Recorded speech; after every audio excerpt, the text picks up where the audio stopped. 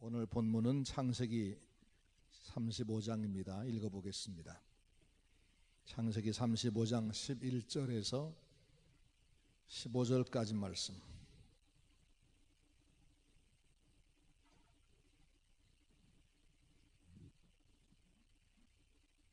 (11절입니다) 하나님이 그에게 이르시되 나는 전능한 하나님이라.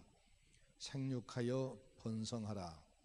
한 백성과 백성들의 총회가 네게서 나오고 왕들이 네 허리에서 나오리라.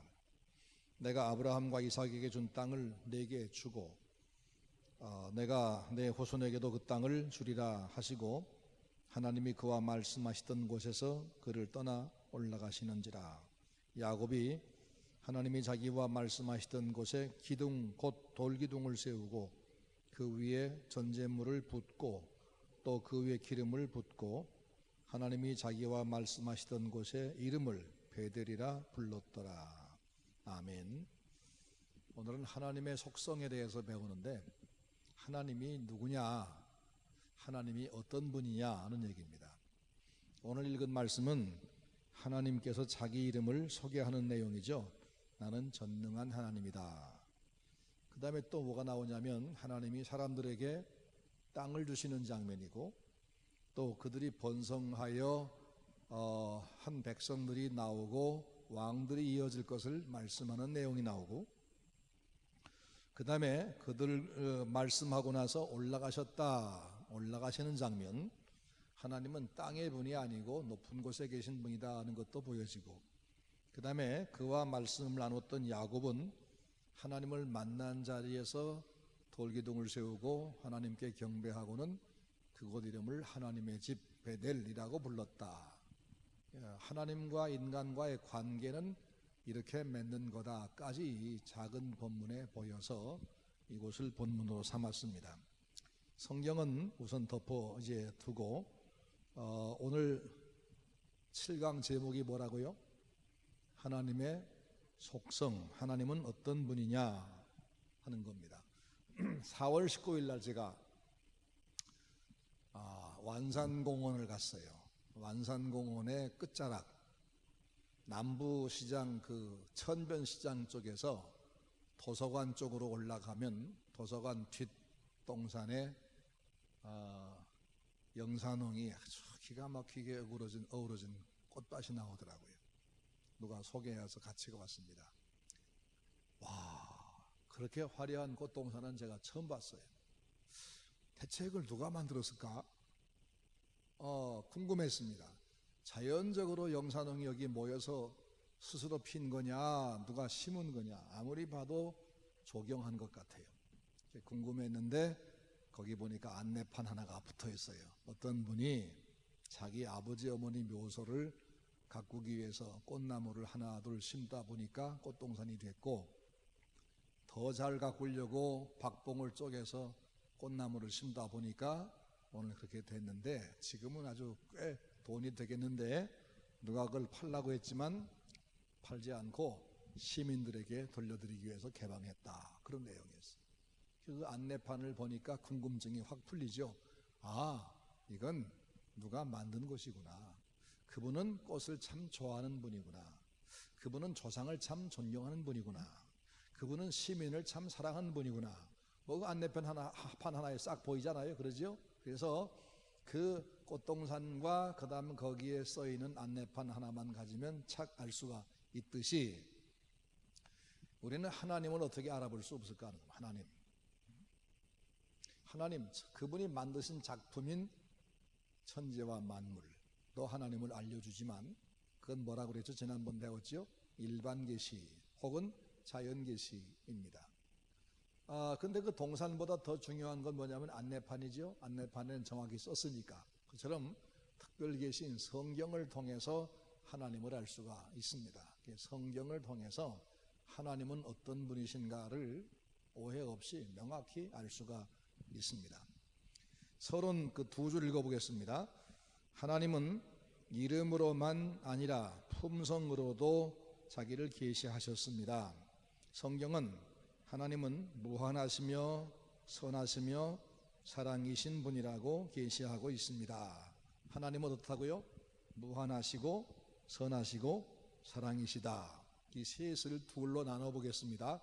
앞에 무한하시다를 하나로 나누고 그 다음에 선하시고 사랑이시다를 둘로 나누면 뭐가 되냐면 하나님의 비공유적 속성과 공유적 속성이라는 말로 나눌 수가 있어요. 비공유적이라는 말은 하나님 그분만 가졌지 우리한테는 나눠주지 않은 품성, 그걸 비공유적이라고 해요. 하나님에게만 있고 인간에게는 전혀 없는 것, 그런 것들이 있어요. 그래서 그게 하나님의 하나님 되심을 증명해요. 그 다음에 공유적이란 말은 하나님도 가지고 계시고 나도 일부를 가지고 있는, 함께 가지고 있는, 그것을 통해서 하나님은 사랑이시다, 하나님은 은혜가 많다, 하나님은 진실하시다, 이런 걸 알 수가 있는 거죠. 자, 그러면 1번 하나님의 무한성. 이 무한성, 무한이라고 하는 것은 한이 없다, 끝이 없다, 다 알 수도 없다, 뭐 이런 건데, 이 무한성을 다른 말로 해서 비공유적 속성이라고 그래요. 어려우신가요? 어렵지 않잖아요, 그죠? 어렵지 않죠. 비공유적이라는 말은 안일비, 함께 갖지 못한 것, 그러니까 그 비공유적 속성은 5가지가 있는데, 첫째는 자존성이라는 것이고요, 둘째는 영원성이라는 것이고, 세 번째는 편재성이라는 것이고, 네 번째는 전지성이라는 것이고, 다섯 번째는 전능성이라는 것이에요. 근데 자, 이 전지, 우리가 인간이 전지해요? 아니죠. 전지성 우리한테 없단 말이죠. 우리가 전능한가요? 아니죠. 그래서 그것도 우리 것이 아니에요. 우리한테는 없는 거예요. 제일 앞에 자존성, 우리가 자존자인가요? 아니죠. 자존성부터 보겠습니다. 1. 자존성. 스스로 존재하심. 시작. 하나님의 존재가 인간이 이해할 수 없다는 측면에서 무한하시다고 할 수 있습니다. 그는 누구에 의존해서 존재하시는 분이 아니라 스스로 존재하십니다. 따라서 그의 존재에 영향을 미칠 수 있는 다른 존재가 없습니다. 그를 만들거나 가르치거나 할 수 없고, 천지가 조성되기 전부터 영원 스스로 계신 분입니다. 하나님은 모든 면에서 무한하신데 존재와 영광과 능력과 선하심과 거룩하심과 완전하심에서 무한합니다. 무한하다는 것은 측량할 수 없다, 끝이 없다, 불가완해하다는 뜻입니다. 그래요. 무한하다는 말은 뭐 끝이 없다, 다 알 수 없다, 그런 얘기입니다. 자, 그 하나님의 무한성 중에 첫 번째, 자신의 존재와의 관계에서 무한성은 그걸 뭐라고 말하냐면 자존성이라 그래요. 자존성. 하나님은 피조물이 아니죠. 피조물은 누가 만든 것이 피조물이죠. 하나님은 만드신 이가 있어요, 없어요? 없어요. 그래서 그분은 스스로 나는 스스로 있는 자니라 그랬죠. 스스로 계신 분. 이 스스로 계시는 분이 저 온 천하에, 온 우주에 누가 있을까? 한 분밖에 없죠. 하나님 한 분밖에 없어요. 스스로 계신 분은 오직 하나님 한 분이에요. 이 땅에 인간들이 수많은 종교를 믿고 있지만 그 모든 종교의 신들은 다 누가 만들었어요? 사람이 만들었잖아요. 사람이 만들었어요. 가상의 신을 만들고 섬기는 거예요. 그러니 그것들은 피조물에 불과해요. 하나님이 만드신 인간이 만든 신, 그러면 그 인간이 만든 신은 우리만도 못한 거란 말이죠. 근데 하나님은 스스로 계신 분, 그러니까 세상의 그 잡다한 신들과는 도무지 비교할 수 없는 유일하신 분이죠. 그렇죠? 하나님은 자존하신다, 스스로 계신다. 의존하는 것, 스스로 존재하지 않고 누가 만들어서 존재하거나 아니면 누가 만들지는 않았어도 무엇에 기대서 존재하는 것은 오래가지 못해요. 옛날에 제가 농촌에서 자랐어요. 지게질도 많이 해봤어요. 지게는 다리가 몇 개죠? 2개. 그리고 또 하나 뭐가 있어요? 작대기. 그럼 지게를 받쳐놓으려면 뭐가 필요해요? 작대기가 필요해요. 2다리 갖고는 설 수 있어요, 없어요? 못 써. 그래 앞에다가 이렇게 기대는 작대기 하나를 받쳐놨어요. 그러니까 지게 그 무거운 짐 무게는 거의 뒷다리가 짊어지고 있지만 균형 잡는 건 뭐예요? 작대기. 그 작대기가 없으면 넘어져서 짐이 다 깨지고 말지요. 그러죠? 그러면 그 지게는 무엇에 의존하고 있습니까? 작대기에 의존하고 있지요. 제 다리가 힘은 있긴 있지만 저 혼자는 못 쓰니까 작대기에 의존해요. 그렇게 세상의 모든 것은 나는 나야. 내가 운동에 운동선수고 금메달리스트고 아무리 자기가 대단히 힘 있는 것 같이 보이지만 뭐에 의존해 살지요? 음식에 의존해 살고, 음식 안 먹으면 쓰러지잖아요. 또 공기 의존해 살고, 그러죠? 우리는 다 의존적인 존재야. 그래서 그 의존하는 것들이 사라지면 그냥 쓰러지고 마는 겁니다. 누가 지나가다가 잘못 건드려 가지고 작대기를 툭 쳤어요. 작대기가 쑥 빠지면 어떻게 됩니까? 온기 한 짐승에 그냥 찰거랑 깨져버리고 말아요. 그렇죠? 그러니까 의존적인 것은 오래 갈 수 없다. 근데 의존하지 않는 분이 한 분이 있습니다. 누구요? 자존자이신 하나님. 따라서 의존자가 아니기 때문에 그분은 영원하신 거예요. 아셨어요? 모든 의존적인 것은 영원할 수가 없어요. 의존적인 것은 영원하지 못해요. 근데 자존하시는 분은 영원해요. 그래서 하나님은 자존하시고 따라서 영원하시고 이렇게 되는 겁니다. 그러니까 이런 것은 세상에서 볼 수가 없잖아요. 하나님에게만 있지요. 그래서 그것을 하나님의 무한성이다 혹은 비공유적 속성이다 라고 하는 겁니다. 두 번째는 뭐죠? 영원성. 시간과의 관계에서는 그분의 무한함을 영원이라 불러요. 시간에서 영원하다, 시간에서 무한하다. 우리는 시간에 제한이 있잖아요. 1949년도 2월 15일 날 태어났다가 2015년도 몇 월 며칠 날 죽는다. 누구 얘기 같아요? 내 얘기일 수도 있어요. 이렇게 사람은 태어난 날과 죽는 날이 있어요. 그 기간, 그것만 내 시간이에요. 그러죠? 우리는 영원할 수가 없어요. 나 전에 시간이 있었어요. 내 후에도 시간이 있어요. 그 시간의 그 한 토막을 우리가 잠깐 누릴 뿐이죠. 우리는 시간의 주인도 아니고 시간을 만든 이도 아니고 영원하지도 않아요. 근데 이 시간을 만드신 분, 자, 지금부터 시간이다. 이제부터 이제 첫 시간이고 요만큼을 한 시간이라고 친다. 24시간이면 요 하루다.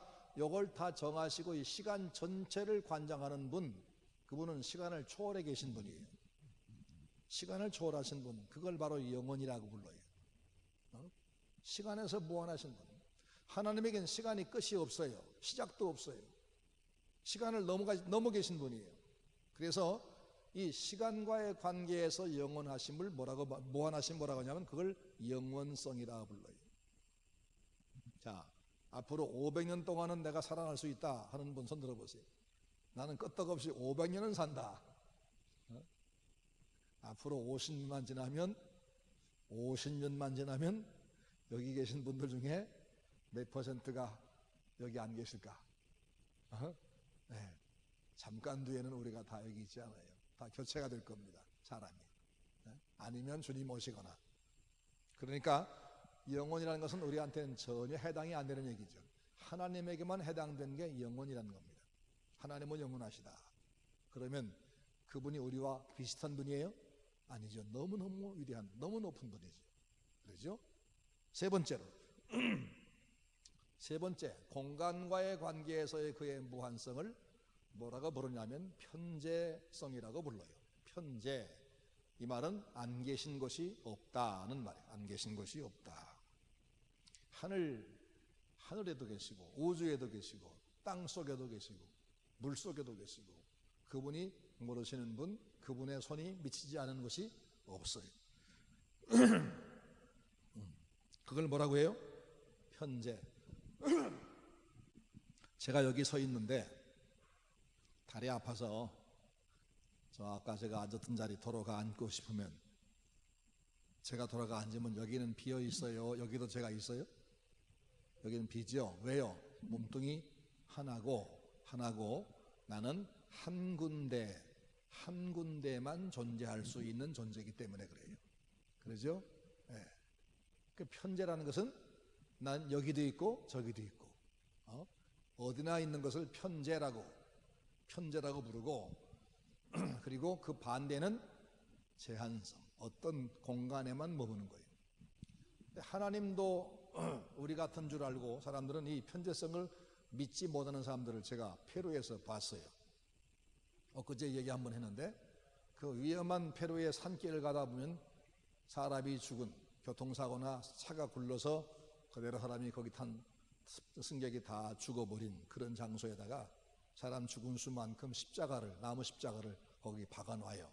그러면 지나가다가 위험하구나 하고 조금 놀래고 이제 조심하면서 가게 그렇게 표시하는 곳인데 그런 코너에마다 저 위쪽에는 하얀 계집처럼 생긴 게 하나씩 있어요.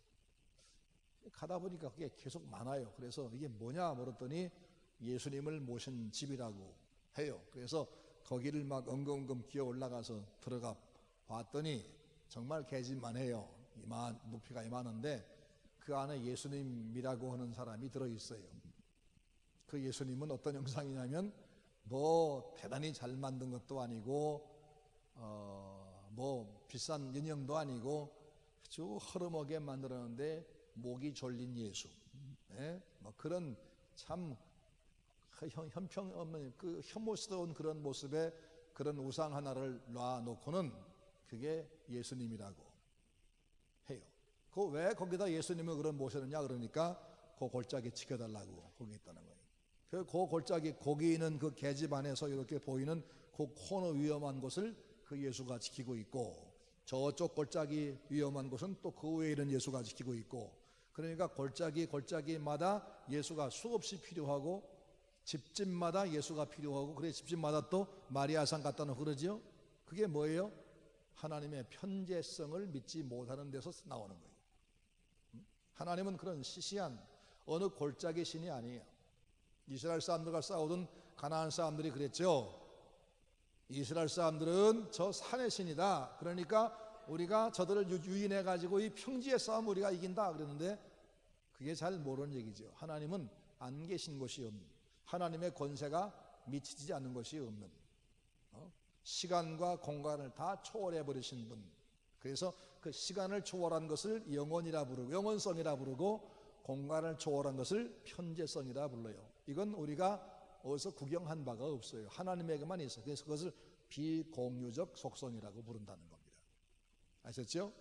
하나님을 그냥 그 예배당 안에만, 우리도 그런 식이 되기도, 페루 사람만 우리가 비웃을 게 아니라 우리도 마찬가지일 수 있어요. 교회 와서 예배할 때는 하나님 앞에 왔다는 그런 감정이 들어요. 그래서 예배당에 오면 태도가 상당히 경건한 셈이죠. 예배당 안에서는 자기 혈기 안 내려고 노력도 하지요. 예배당 안에 오면 믿음 좋은 것처럼 보이려고 합니다. 근데 그게 요 안에서만 효력을 발생하지 예배 끝나고 문 나가면 주차장에서부터 싸우기 시작합니다. 성질 내기 시작합니다. 그건 뭔 얘기죠? 하나님은 요 안에만 계신다라고 그렇게 우리가 착각하고 있는 우리의 어리석은 모습이란 말입니다. 그런 사람들을 덜라먹는 방법이 있어요. 내가 만약 예수 사기꾼이면 그렇게 해보겠어요. 어떻게 하느냐? 강대상에다가 성부, 성자, 성령 상을 돈 비싸게 주고 멋지게 새기는 겁니다. 금으로 해가지고. 성자 하나님은 세상에 가장 무서운 하나님으로 만들어요. 저거 들어다가 그 얼굴 보는 순간에 막 찔끔해가지고 자기 죄가 다 생각이 나서 펑펑 울면서 죄를 고백할 수밖에, 아니면 배랑맞게 생겼다고 두려움이 임한 그런 얼굴로 하나님 성부를 만들어 앉혀놓고, 그 다음에 성자는 내 죄짐 내 고통을 전부 짊어지고 죽는 처참한 그런 희생의 예수님 상을 또 만들어 놓고, 그 다음에 성령상은 세상에 그렇게 인자할 수 없는 어머니 중에 어머니, 그분 앞에만 가서 얘기만 하면 다 될 것 같은 그런 참 너무너무 인자한 그런 성령상을 딱 안치해 놓아요. 그러면 목사가 설교할 것도 없어요. 뭐로 어렵게 설교해요. 그 모양만 보면 저 앞에서 딱 기가 죽어가지고 와서 그 다음에 성령 하나님 앞에가 빌면서 헌금하고 갈 텐데, 그러죠? 지금 이 기독교 유사 종교가 다 그 짓 하잖아요. 이게 다 어디서 온 거냐? 무지에서 온 거라고요. 그리고 무지를 이용해 먹은 거라고요. 하나님은 예배당 안에만 계시는 분이 아니에요. 영국 가면요 예배당이 우상 숭배 장소 되고 있어요. 대개 유서 깊은 예배당마다 이 바닥은 전부 묘지입니다. 우리가 신앙 고백 작성한 유명한 사원이 있잖아요. 웨스트민스터 사원이라고. 런던 국회의사당 바로 옆에 있는데 웨스트민스터 예배당. 그 바닥은 전부가 관뚜껑입니다. 돌 관뚜껑인데요. 거기 뭐 찰스 다윈도 있고 뭐 유명한 사람이 다 거기 있습니다. 찰스 다윈은 신앙을 무너뜨린 사람인데 그 사람도 그 예배당 바닥에 묻었습니다. 그리고 헨리라는 영국의 직조공업이 한창 발달해서 세계 돈 다 끌어갈 때 그것으로 돈을 엄청 번 평민이 있었어요. 이 사람은 평민이라서 예배당 바닥에 묻힐 자격이 없어요. 근데 돈이 많기 때문에 그 교회 당회원들과 많이 사귀었어요. 그래서 나중에 자기가 가장 친애하는 당회원하고 거래를 했어요. 나를 만약에 그 웨스트민스터 예배당 바닥에 나를 묻어주면 내가 평생에 번 돈을 전부 헌금하겠습니다. 어마어마한 돈인데 헌금하겠다고. 그렇게 약속을 했는데 결국 그분이 돌아가셨어요. 당회가 모였습니다. 자, 이분이 우리 교회에다가 재산 전부를 헌금하고 요구한 것은 예배당 바닥에 자기를 묻어주는 거 그거 하나였습니다. 그러니 약속을 지켜야 됩니다. 다른 당회원들이 안 됩니다. 이분은 여기 들어올 자격 자체가 안 됩니다. 결론이 어떻게 났을까요? 돈은 받았으니까 할 수 없다. 약속은 지키자. 하되 딴 사람같이 넓게 이렇게 뉘어서 묻을 수는 없고 세워서 묻자. 조금밖에 못 준다. 저 구석에다가 세워 묻고 도로 가면 왜 보도블록 있죠? 네모진 거 한 30cm짜리 사방 30, 그걸로 이렇게 관뚜껑 덮어가지고 헨리라고 하는 사람이 웨스트민스터 사원 바닥에 이렇게 세로로 묻혀서 있습니다. 그럼 왜 전 재산을 다 주고라도 그 예배당 바닥에 묻히고 싶어 할까? 이유가 뭘까? 이 장소는 거룩한 장소다. 왜? 하나님이 그 앞에 있으니까 이런 생각을 하는 거예요. 이게 다 하나님의 편재성을 모르는 무식에서 나오는 겁니다. 교리 공부를 해도 마찬가지입니다. 나중에 또 그런 생각이 본심에서 또 스물스물 올라와. 그 예배당 안은 거룩한 장소고 여기 하나님이 계시고 밖에 나가면 하나님 멀리 계실 것 같은 그런 우리 얄팍한 생각들. 근데 그게 잘못입니다. 하나님은 안 계신 것이 없습니다. 따라합시다. 하나님은 안 계신 것이 없다. 하나님은 모든 것을 다 보십니다. 어디나 계십니다. 뭐든 다 하십니다. 이것을 편재라고 합니다. 그 다음 네 번째로 다음 페이지입니다. 전지성. 읽어보겠습니다. 시작. 지혜, 지식과의 관계에서 그의 무한성은 전지성이 됩니다. 하나님은 지혜가 무한하신 분입니다. 하나님은 전지하셔서 모든 것을 다 아십니다.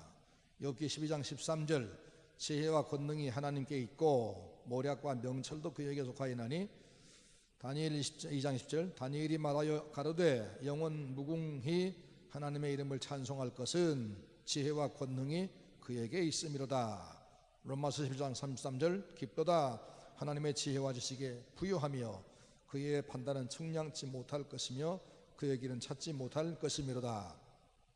시편 139편 2절 3절 주께서 나의 안고 일어섬을 아시며 멀리서도 나의 생각을 통촉하시오니 나의 길과 눕는 것을 감찰하시며 나의 모든 행위를 익히 아시오니 여호와여 내 혀의 말을 알지 못하시는 것이 하나도 없으시니이다. 자, 무슨 얘기들이죠? 하나님은 모든 것을 다 아신다. 이걸 뭐예요? 전지라고 합니다. 전지. 한국에 천재들이 많죠. IQ가 뭐 200이 넘고 어떤 옛날에 대통령 후보 나왔던 사람은 자기가 뭐 400몇이라고 하는 사람도 있던데 그럴 수는 없지요. 예, 그 사람이 뻥친 거고요. 아무리 천재라고 해도 모든 걸 다 알지는 못해요. 그러죠? 다 알지는 못해요. 다 안다고 해도 자기가 배운 거, 본 거, 이 땅의 것을 좀 알겠지요. 땅의 걸 알겠지요. 이것은 아주 시시한 한 부분에 불과하거든요. 역사와 하늘과 신들의 세계와 과거와 미래와 이 엄청난 모든 것을 전부를 아시는 분이 딱 한 분 계신데 그분이 누구죠? 하나님. 그 하나님의 모든 것을 다 아시는 것을 전지하시다. 그러니까 우린 이것을 분명히 알아요. 고백을 해요. 전능하신 하나님, 전지하신 하나님 기도를 해요. 그런데 여기도 맹점이 있어요. 내가 숨긴 죄는 아직 하나님이 모르실 거야. 그런 꽁수를 그런 착각을 하는 사람들이 있단 말이죠. 아직 내가 말하지 않았으니까 모르실 거야. 남들 아무도 모르니까 괜찮아, 모를 거야. 여러분 그렇지 않나요? 우리가 그렇게 어리석어요. 하나님은 벌써 다 아시는데,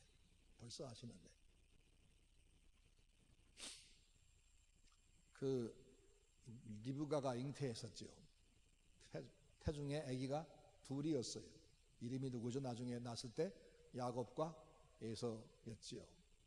근데 잉태해서 아직 태어나기 전에 하나님이 리브가한테 말씀하기를 큰 자가 어린 자를 섬기리라 라고 말씀하셨어요. 그렇죠? 그대로 됐어요? 안 됐어요? 됐죠. 예. 뭐 그런 그 개인적인 일에서부터 저희한테 하나님이 쌍둥이 외손자를 주셨는데 희한해요. 그 아들은 자동차만 보면 정신이 없어. 빵빵빵빵 보면서. 근데 여자아이는 또 그런 건 관심이 없어요. 다 그렇죠. 애들마다. 어떻게 그렇게 태어날 때부터 남자와 여자가 성품이 다르고 취향이 다르게 하나님이 창조하시는지 너무 신비하지 않나요? 너무 신비해요. 지난 두 주인가 전에 5월 마지막 주일에 한가람교회 5월 찬양제가 있었어요. 유치부 아이들이 나와서 이제 찬양하는 시간인데 우리 손자아이는 아직 두 돌이 아직 안 돼서 말을 못해요. 이제 걷는 것밖에 못하는데 이님이 제일 어리니까 제일 앞에 섰지요. 제일 앞에 섰는데 얘가 노래가 나오니까 춤을 추는데 박자를 제일 잘 맞추는 거예요. 내가 보기에만 그런 게 아니고 내가 이렇게 봐줄 수 있는 내가 보기에 그런 게 아니라 그날 벌써 난리가 나서 소식이 와요. 목사님 손자가 오늘 스타가 됐어요. 막 그러는 거예요. 그래서 내가 그 동영상을 보내줬길래 보았더니 이 녀석이 참 앞서갖고 박자를 착착 맞춰 춤을 추는데 이게 막 이제 잘 못하니까 춤추다가 뒤로 넘어지는 겁니다. 중심 못 잡으니까. 그래도 박자를 맞추더라고. 여자아이가. 남자는 그런데 뽕 하고는 둘러보고 있다가 저리 가버려요. 그래서 저놈이 저게 정상이다. 저 아들이 저게 정상이다. 아직 두 돌도 안 된 게 무슨 노래를 부르고 춤을 추겠냐. 근데 여자아이는 그렇게 하는 거예요. 하나님이 사람을 지으시되 그 특성들을 기가 막히게 다 각자에게 주시는구나. 하나님의 전능하심이, 하나님의 전지하심이 우리는 생활 속에서 늘 느껴지지 않아요? 그러죠? 네. 근데 우리 하나님 앞에 뭘 속이느냐고, 숨길 게 뭐냐고요. 하나님의 전능, 그 다음에 전지, 제일 마지막에 뭐예요? 전능입니다. 3페이지로 가서 보겠습니다. 하나님의 전능성, 능력면에서의 무한성은 전능성이 됩니다. 지식이 무한하다 그러면 그걸 뭐라고 해요? 전지라고 불러요. 능력이 무한하다, 끝이 없다, 그걸 뭐라고 해요? 전능이라고 부릅니다. 그 무한한 것은 누구의 것입니까? 하나님의 것입니다. 인간은 모든 게 다 한계가 있습니다. 아무리 부자도 돈이 엄청 많아도 그걸 쓰다 보면 나중에 바닥에 날까요? 안 날까요? 나지요. 무한하지가 않은 거예요. 샘물도 이물은 막 엄청 많이 나와. 퍼도 끝이 없어. 진짜 끝이 없을까요? 나중에 파면 또 말라요. 모든 것은 다 유한해요. 근데 하나님은 무한하다. 이 무한성은 하나님 한 분에게만 해당된 것인데 능력에 있어서도 이분은 전능하다. 사람의 체력이라는 것도 한계가 있더라고요. 그러죠? 그래서 이 턱걸이 막 운동을 굉장한 운동선수가 턱걸이하는데 한번 시작하면 막 500개도 할 것 같은데 하다 보면 한 100개 하고 나면 힘이 팽개져가 나중에는 발발 떨고 몇 번 한두 번 더 하다가 나중에는 더 이상 못하겠다고 툭 떨어져 내려오더라고요. 예? 한계가 있는 거예요. 그죠? 모든 게 한계가 있어요. 우리야 하나도 못하고 떨어질 수도 있겠지만 차이가 조금 있지만 결국은 무한한 이는 없어. 하나님만 무한해. 그 전능, 능력이 무한한 것을 뭐라고 말하냐? 전능이라고 부른다는 겁니다. 전능. 이렇게 3페이지 마지막 부분입니다. 이런 하나님의 무한성을 비공유적 속성이라고 합니다. 비공유적 속성이란 인간에게는 흔적도 발견할 수 없는 속성을 말합니다. 무한성, 그의 존재, 그의 시간, 공간, 지혜, 능력에 전혀 제한이 없는 것을 무한성이라 그러고, 절대성, 그걸 혹은 다른 말로 하면 절대성이라 부르기도 합니다. 이 자존, 영원, 편재, 전지, 전능 이런 게 다 그분의 무한성입니다.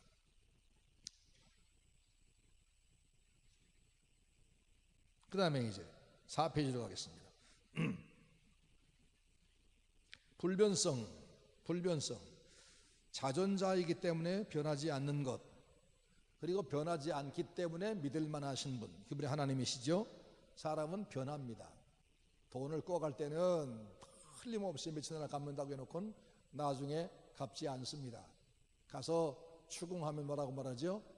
내가 거짓말한 게 아니고 돈이 거짓말했다고, 사정이 그렇다고.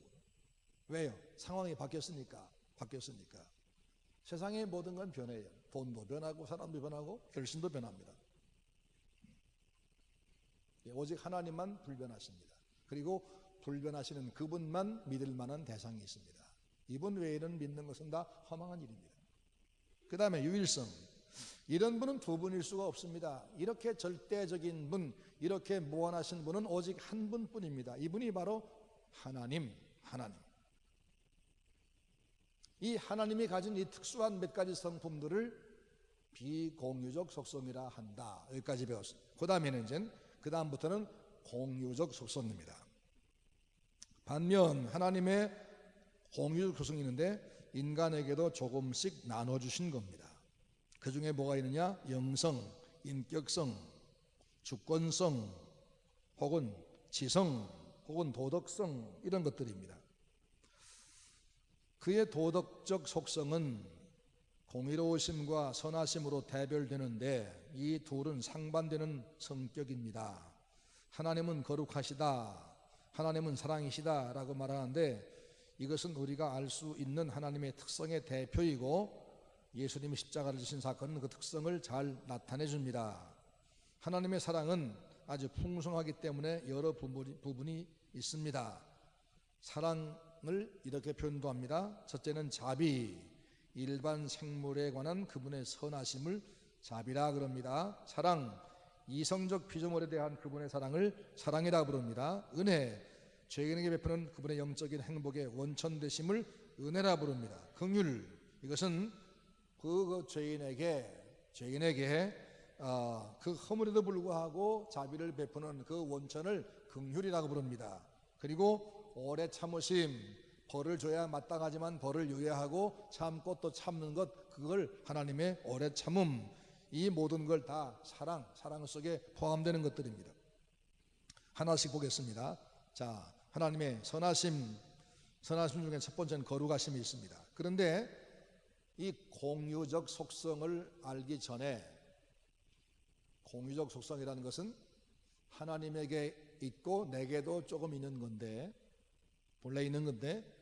본래 하나님이 우리에게 주실 때는 상당히 완벽한 걸 주셨어요. 사랑도, 지성도, 감정도, 능력도 하나님이 본래 줄 때는 굉장히 좋은 걸 주었으나 타락함으로써 그것이 다 깨졌어요. 타락이란 말은 비슷한 말을 골라보자면 추락이란 말과 같아요. 추락. 계란을 3m 높이로 이렇게 들고 있다가 딱 떨어뜨렸어요. 시멘트 바닥에. 어떻게 됐을까요? 깨져버렸죠. 그래서 껍데기도 다 깨지고 알맹이 노린자 흰자는 쫙 다 퍼져버렸고 그걸 주워 담을 수 없을 만큼 번져버렸을 겁니다. 근데 그래도 그것이 뭔지는 알 수 있죠. 그러죠? 다 깨졌지만, 형편없이 깨졌지만. 자, 거울, 손거울 하나를 한 5m 높이에서 떨어뜨렸습니다. 찰가랑 깨졌습니다. 전에는 그 거울 보면 얼굴이 잘 보였습니다. 그런데 지금은 그걸 조각조각을 전부 다 붙여서 간신히 거울 모양의 형상을 만들었다고 해도 얼굴이 잘 보일 리가 없습니다. 이리 찌그러지고 이리 찌그러지고. 추락이라는 게 그런, 타락이 그겁니다. 하나님이 본래 주신 공유적 속성, 인간에 주신 사랑, 혹은 거룩, 혹은 지성, 이런 것들이 본래는 하나님이 상당히 완벽한 걸 주었으나 인간의 타락, 즉 추락으로 말미암아서 그게 깨어져서 지금 우리가 가진 것은 깨어진 파편들일 뿐이지 본래 주신 것은 아니다. 이걸 알아야 됩니다. 지금 우리 가진 것은 본래 것이 아니다. 그래서 우리가 가진 사랑은 진짜 사랑이 아니고 이건 많이 왜곡된 것일 수밖에 없는 겁니다. 우리의 지성도 하나님이 본래 주신 것이 없어졌습니다. 다 깨졌습니다. 예를 들어 봅시다. 하나님이 본래 지을 때 인간은 적어도 700~800년 살았죠. 그랬죠? 수명이. 근데 인간이 범죄했어요. 사람이 하는 것이 모두 악할 뿐임을 보시고 하나님께서 노아를 불러서 방주를 지어라 말씀하면서 내가 이들을 지면에 쓸어버리겠다 말씀하실 때 뭐라고 한 말씀인데 그러나 이들의 날은 120년이 되리라 라고 말씀해요. 사람들은 그 말을 뭐라고 해석하냐면 방주를 지은 기간이 120년이라는데 전혀 아니에요. 그게 아니고 이제는 인간의 수명을 120년으로 제한한다 그런 말씀이에요. 그리고 나서 그때부터 그 노아 때부터 그 다음 사람 쭉 연대를 보시면 600년, 500년, 400년, 200년, 180년 쫙쫙 내려가다가 120년으로 딱 고정이 됩니다. 지금도 모든 의학자가 인간의 수명의 한계는 120년이라고 말합니다. 그리고 노아가 방주를 짓는 그 기간을 거기 다 연구를 해보면 2~3년에 불과합니다. 2~3년에 불과합니다. 120년이 아닙니다. 120년 동안 목조 배를 만들면 그 사이에 한쪽은 다 썩어 나갑니다. 썩어 나갑니다. 그러죠? 그러니까 거기서 말한 120년은 뭘 말하냐? 인간의 수명이 이제는 너희들의 죄 때문에 내가 그렇게 본래 준 대로 길게 살게 않고 잘라버리겠다 그 말이에요. 수명이 단축됐어요. 적어도 한 10분의 1로 지금 그렇게밖에 못 살지요. 옛날 무두설라가 969세. 오늘 우리 교회 허리 이렇게 꼬부라진 장로님, 새벽 예배 안 빠지는 장로님 식사하러 가서 내가 이렇게 등을 만지면서 여쭤봤어요.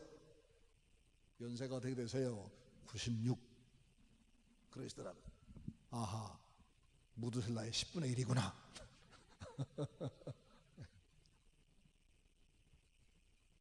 (96세도) 오래 사신 거 아니에요? 그러죠? 우리 수명이 지금 100세 아무나 해요? 안 특수한 사람 몇 사람이 그러죠. 우리 체력은 어떤가요? 개미를 보세요. 제 몸무게보다 몇 배 무거운 것을 막 그렇게 움직여도 끄떡없는데 우리 인간은 이거 뭐 자기 몸무게 반절 가지고도 낑낑대고 그것 때문에 뭐 디스크 걸리고 어쩌고 그런다고요. 우리 기운도 본래 주신 것에 굉장히 많이 다운된 겁니다. 우리 지성도 마찬가지입니다. 과학자들은 우리 머릿속에 120억 개의 뇌세포가 있답니다. 그런데 실제 활용하는 것은 그것이 6분의 1인 20억 개를 활용하는 사람이 몇 명 안 된답니다. 만약에 120억 개를 활용한다면 우리 지성이 지금보다 아마 거의 10배 높아질 겁니다. 그러니까 모든 게 다 타락, 죄로 인한 타락 이후에 다 망가지고 조금 흔적만 남은 걸 가지고 공유적 수성이라 말하는 것이에요. 자, 그런 전제하에서 공부해 보겠습니다. 첫째, 하나님의 선하심. 1. 거룩하심. 깨끗한 사람이 더러운 것을 싫어하듯이 거룩하신 하나님은 죄를 미워하십니다. 하나님은 거룩 그 자체이십니다. 여호와 하나님처럼 거룩하신 이가 없으며 거룩하고 거룩하여 그 영광이 온 땅에 충만하십니다. 하나님은 결단코 악을 하거나 불의를 행하지 아니하시며 죄를 미워하시는 완전하게 정의로운 분입니다. 자, 하나님이 거룩한 건 우리가 다 알고 있지요. 자, 그런데 우리 인간도 죄를 미워해요, 안 미워해요? 본질상 우린 죄를 미워합니다. 그런데 또 이중적으로 죄를 사모합니다. 그러죠? 네, 죄를 좋아해요. 죄가 주는 즐거움이 있어서 그거의 매력을 또 느낍니다. 이게 뭐예요? 타락한 결과로 우리가 완전하게 거룩할 수가 없어진 모습을 보여주는 겁니다. 우리에게 거룩이라는 것이 일편 있습니다. 근데 그건 작은 파편일 뿐입니다. 그러죠? 그래서 우리가 거룩하기 위해서 나를 거룩하게 하게 달라고 날마다 매달리고 거룩하지 못한 것을 우리에게서 제거하기 위해서 노력해야 되는 겁니다. 두 번째, 선하심. 하나님은 완전하게 선하신 분이죠. 근데 우리에게도 선한 게 있습니다. 그래서 선한 걸 좋아합니다. 누가 착한 일 했다 그러면 굉장히 좋아합니다. 격려합니다. 부러워합니다. 그런데 동시에 우리는 선함과 동시에 악함이 있습니다. 남몰래 죄를 짓습니다. 어떤 집사님이 새벽 예배 가면서 자기 죄를 회개하려고 열심히 준비하고 새벽 예배를 갔습니다. 가서 예배 마치고 기도하고 돌아오다가 보니까 옆집에 울타리 호박이 이쁜 놈이 매달려 있으니까 누가 보나 한 번 하다가 얼른 따가지고선 가방에 넣고 갔어요. 자, 이게 인간이죠. 우리에게는 선만 있는 게 아니라 악이 공존해요. 그 집사님만 아니라 사도 바울도 그랬어요. 내가 원하는 바 선을 행할 줄 못하고 원치 않은 악을 행하느니 누가 나를 이 사망의 몸에서 이 구제불능의 이 나에게서 나를 건져주겠느냐. 그러니까 우리에게 선도 있는데 이 선은 조각일 뿐이다. 맞습니까? 예, 우리에게 선이 있어요. 하나님이 나누신 겁니다. 그러나 그것은 완전하지 않습니다. 그 다음 또 세 번째가 뭐지요? 6페이지 보시면 진실하심. 진실. 하나님은 진실하신 분이죠. 사람도 진실을 원하지요. 초등학교 학급에 가면은 정직, 진실 뭐 그런 걸 급훈으로 내건 교실도 많을 겁니다. 자, 그런데 사람이 과연 진실하냐? 진실이 좋은 줄 알고 진실하려고 노력하지만 진실하지 못한 면이 더 많습니다. 이게 타락한 결과이고, 그래도 우리에게 진실을 추구하는 게 있다는 것이 바로 뭐냐? 하나님이 나눠주신 그 본래의 것이 지금도 조각이나마 가지고 있다는 겁니다. 그 다음에 세 번째 뭐죠? 사랑. 하나님의 사랑. 우리도 사랑이 있습니다. 근데 사랑은 이기적인 사랑이지요. 하나님의 사랑, 아가페 같은 사랑이 못 됩니다. 결국 타락에 결과합니다. 사랑. 시간이 다 가서 거기까지만 해야 할 것 같습니다. 자, 오늘은 하나님의 속성, 하나님이 어떤 분이냐, 하나님은 어떤 분이냐 하는 걸 배웠어요. 크게 나누면 하나님은 무한하신 분이다. 무한하신 분이다. 시간과의 관계에서 그의 무한성을 영원이라 부른다. 공간과의 관계에서 영원성을 편재라고 부른다. 능력과의 관계에서 그의 무한성을 전능이라 부른다. 지식과의 관계에서 그의 무한성을 전제라고 부른다. 하나님은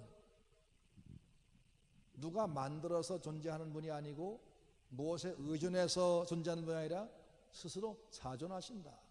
자존하시는 분은 영원하신 분이다. 영원하신 분은 변치 않는다. 이런 것들은 우리한테는 전혀 있지도 않다. 그래서 그것을 비공유적 하나님의 특성, 그리고 공유적인 특성을 배우는데 뭐 지식이라든지 정의라든지 사랑이라든지, 그러나 그것은 본래 하나님의 그것을 완전하게 내가 가진 것은 아니고 본래 주신 것이 죄로 인해서 타락으로 인해서 다 깨지고 한 조각 한 조각 그저 삐뚤어진 거 남았을 뿐이다. 이것은 하나님 앞에 내가 가진 것이 정말 형편없음을 고백하면서 하나님 앞에 도움을 청해야 됩니다. 근데 우리가 잘 몰라서 기고만장해서 자기는 정말 정의로운 사람처럼 그렇게 자처하는 사람들이 있습니다. 내가 하는 것은 다 옳고 너희는 다 틀렸다. 이건 자기가 받은 이 공유적 속성이 완벽하다고 착각하는 겁니다. 그렇지가 않아요. 그래서 하나님 앞에서 내가 다 안다, 나는 정말 반듯하다, 내가 다 옳다, 이 사람은 잘못된 사람이고 난 잘 몰라요. 난 부족해요. 죄송합니다. 좀 알려주세요. 하고 자기를 낮추는 겸손, 온유와 겸손이 바로 지혜입니다. 온유와 겸손이 곧 사는 길입니다. 공의적 속성도 완벽한 것이 절대로 아니라는 것. 그래서 하나님 앞에 우리가 더 겸손하게 자기를 낮추고 다른 사람과의 관계에서 배우려고 하고 함께 힘을 모아서 주님께로 나가는 그런 자세, 이게 신앙생활이에요. 교회에서 내가 다 한다, 내가 다 한다, 내가 잘한다, 내가 하는 말대로만 따라와, 이렇게 하면 절대로 안 되는 겁니다. 교회도 안 되고 하나님도 인정하지 않는다고요. 겸손하게 우리 교회를 섬기는 여러분 되기를 바랍니다. 기도하겠습니다.